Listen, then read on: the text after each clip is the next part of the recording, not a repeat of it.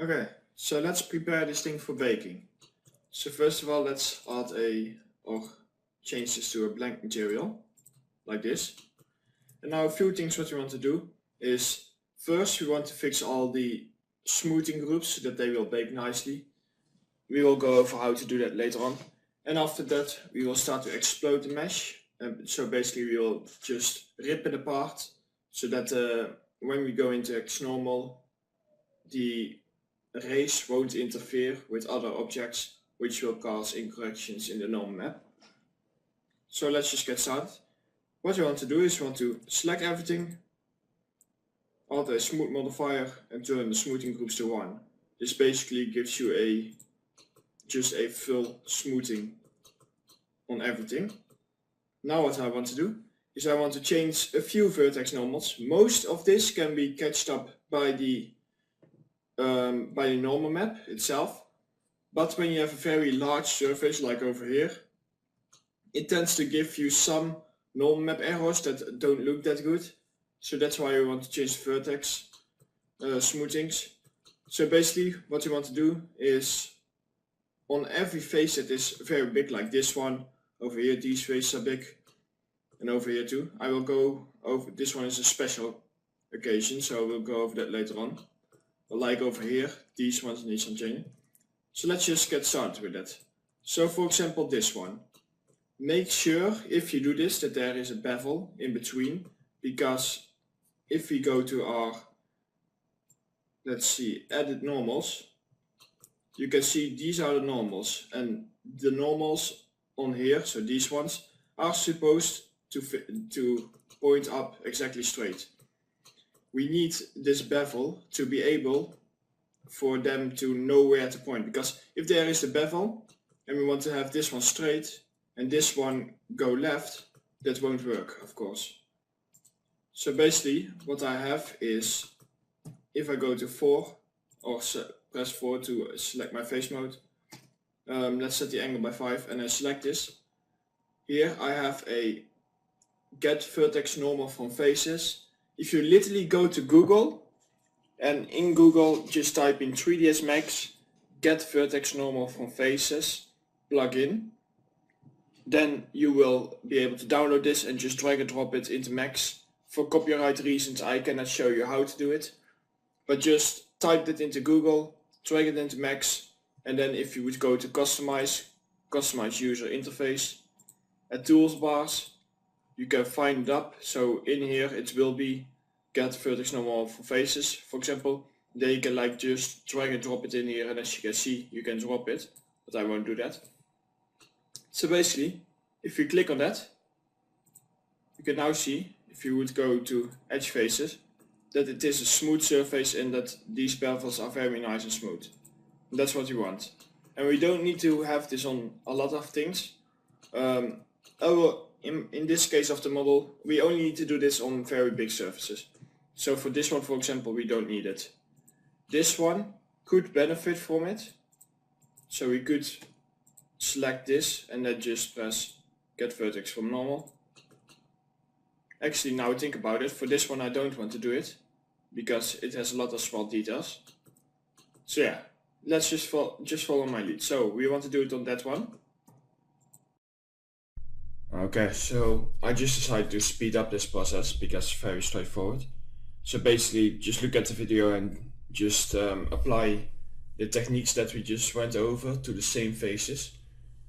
So here at the side I'm showing that if you have two faces without a bevel in it, that we will have a wrong smoothing. So what you want to do is you want to just place a small bevel, like 0.02 in between these. And then what you want to do is you want to turn on our smoothing again, and then select the side face, and now you can just properly smooth everything, like this. So that looks good. And you want to do the same over here. So we first create a small bevel in between, because you need that in order to be able to do the smoothing. And then just do the smoothing on both sides. And let's do the same for the last one.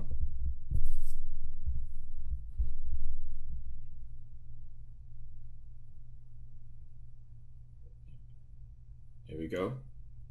Don't forget the other side.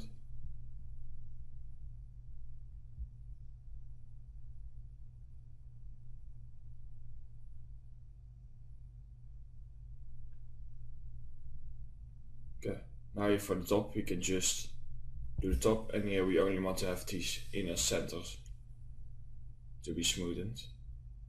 And make sure that you only select the faces you want and not the other ones. And also here in the center of the cylinder, just also smooth that. So that will be fine. Over here this will be the last one, and I just want to select the front and I just want to smooth that. And now I will be going back into normal speed again.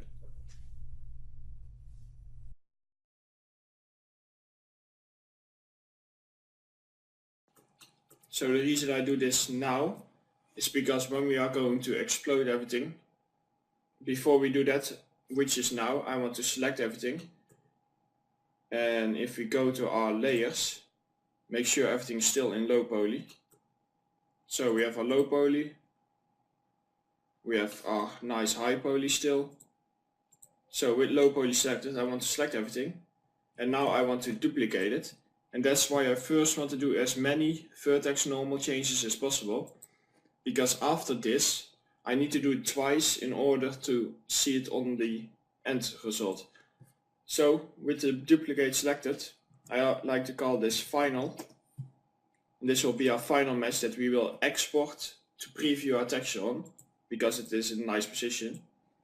Because now, if we just save our scene, now we have our low poly and we turn on our high poly. Because now we want to explode it. Exploding is basically if we can actually deselect it.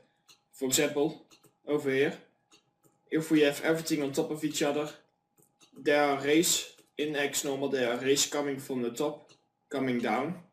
If we have everything on top of each other, then for example, this top over here will project in the normal map on this bottom here, because they are overlaying, and we do not want that. So basically what we want to do is, for all the models, we want to just select both high and low poly by dragging it and just move it very far out, all the way over here. Don't mind the position, doesn't matter, because that's the reason why we made the final, so that at the end we can go back to our final, which will have everything correctly set up. So for the cable, we want to just start dragging things out and leave the biggest one in the center. That's what I would say, which is that box over here. So this one just, and make sure that you have the low and high poly and that it's still in the exact same position, else this won't work. Because of course it needs to bake from a high poly. So this one we can just drag out. Just select our screws.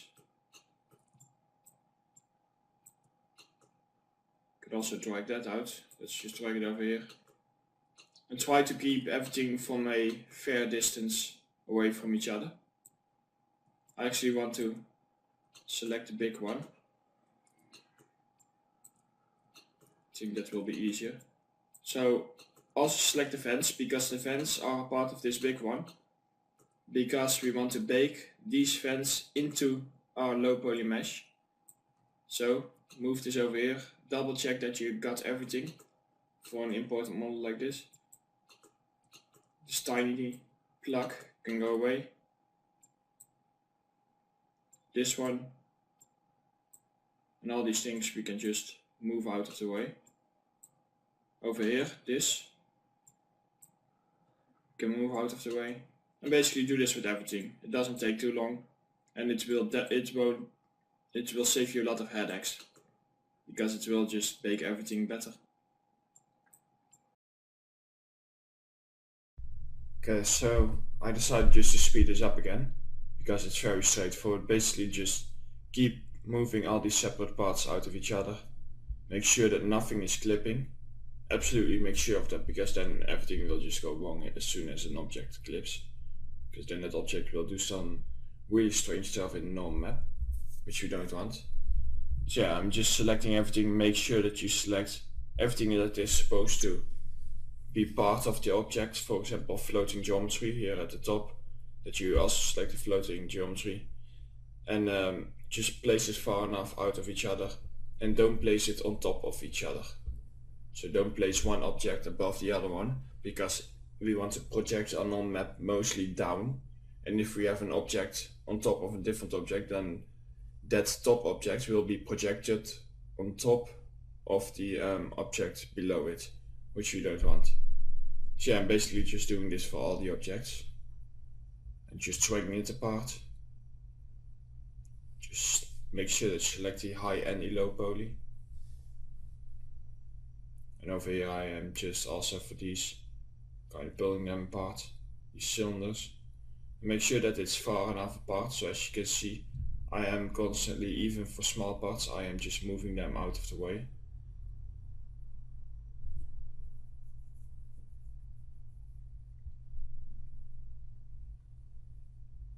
Here we go. So yeah, almost done already.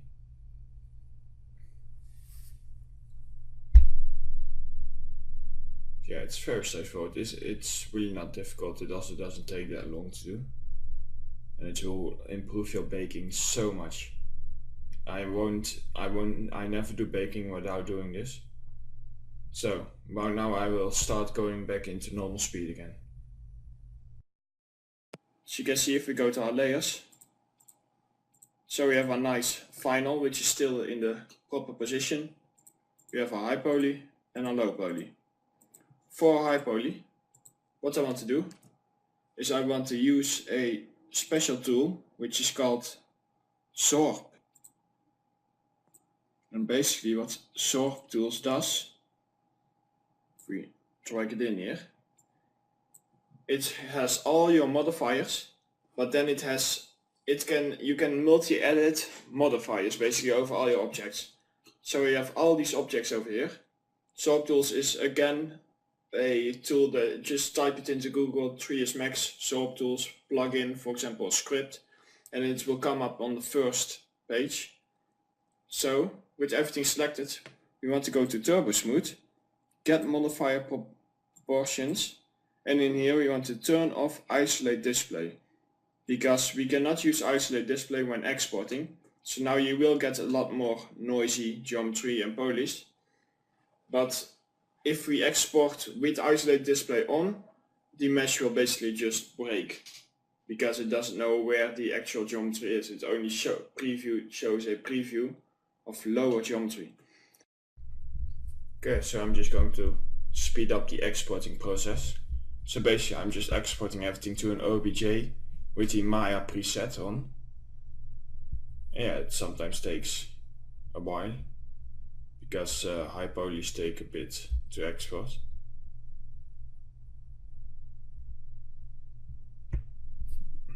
So yeah, just doing some exporting.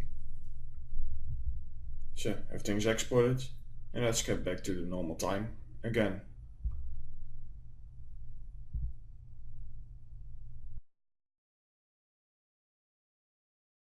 Okay, so let's start by baking our texture maps. So I've loaded up XNormal, and in the high definition meshes file, I want to drag in my high poly. In the low definition meshes file, I want to drag in my low poly. Now if I go to baking options, here at the top, we can select where we want to have our files exported to. And I want to export it, in my case, volume 3. And let's see textures, and I made a folder for the bakes. And here I would like to call this, for example, robot arm, just as a quick name. Here we go. So robot arm. The size, I want the size to be 4096 by 4096. Edge padding on 2, bucket size on 64, anti-aliasing on 4. And let's first bake our normal map. Make sure that it's on tangent space over here, and that the coordinates are x plus, y plus and z plus, which is the right one for Marmoset. And we can always flip it in Photoshop, or if you want to do it in Unreal, you have a flip green channel which will flip it for Unreal. So with only the norm map selected, because we want to select the norm map, we want to bake a norm map and a ambient occlusion map in XNormal. But we want to do them separate, because I want to have different settings for the ambient occlusion as for the norm map. So it is selected. If we go to tools, And here on the rate distance calculator, I want to click it and I want to press go. And I want to let it run for about 60 seconds. So as you can see, it is now going. It will probably count it off here, computing 5 seconds already. So while that is going, I want to start up Marmoset Toolbag, like this. And I want to set up a basic scene to preview all our normal maps, and that scene will later be turned into a full scene. So if I go to Sky and to presets, I want to select a preset I like. In my case, I have a lot of extra maps that are very handy. They are free to find online. I think you can find them from a guy called Joost van Houten, and that guy delivers free map packs for Marmoset. But for the sake of this tutorial, I will use only a map that comes with Marmoset. So let's see. Let's pick. Just need to think which ones came. Let's pick Smashed Windows for now. Yeah, I think that's best. Let's double check. We also have Castle Sunset, Desert Road. I think Evening Construction also comes with this. Forest Spot, Garage. I think I'm actually gonna go for Overcast Hillside. So I'm gonna go for Overcast Hillside. Now I want to import a model. And in my case, I want to import my final. So if I go to exports, here we have final. So with that imported, here is our model already. Let's just quickly change a few things. So in the not the preset. Let's actually make this a bit brighter. Let's set this to 3. If you go down in mode, click ambient in the sky and just set it to the brightness you want and the blur you want. Now if you go to main camera, we go down, let's set the sharpen to 0.14. Let's just turn on the bloom, a little bit of vignetten. That's about it. It's fine. If we go to render, turn on ambient occlusion. And if you just have a look at our model, turn up the strength very high. The strength, very high. And then just roughly see the size that you want and then lower it. So around here is fine. And let's turn on this. Local reflections I also want to turn on, but not right now, because it is costing a lot of memory. Meanwhile, it is now being running for 175 seconds, which is more than enough. So let's stop this. Press copy results. Press OK. Close. And now I'm baking. I just want to press generate maps. And as you will see, it will now generate for us the normal map.